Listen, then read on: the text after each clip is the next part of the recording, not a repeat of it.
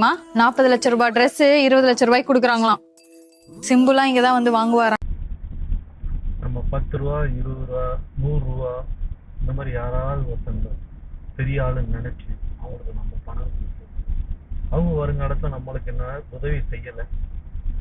நம்ம வியாபாரத்துல அவங்களும் வந்து சரி பாவம் அப்படிங்கிற மாதிரி ஏதாவது கொடுப்போம் அப்படின்னு நினைச்சு பார்த்தா அது கொடுக்காம இன்னும் பெரிய கோடீஸ்வரன்ட்ட போயிட்டு நம்ம 100 ரூபாயா கொடுத்துக்கிட்டு இருக்கிறத கொண்டு போயிட்டு அதை 1 கோடி 2 கோடி கொண்டு போய் வெளிநாட்டில் கொடுத்தா நமக்கு எப்படி தோணும்? அதுதான் இந்த சிம்பு மாதிரி நடிகர்கள் பண்ணிட்டு இருக்காங்க, இன்டெரக்டா பண்ணிட்டு இருக்காங்க.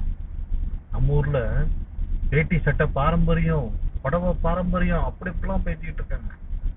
1500 யூரோ 2000 யூரோ 4000 யூரோ நம்ம ஊர் காசுக்கு அதிகம். அதை அவங்க ஊருக்காரங்க வாங்கட்டோம்யா.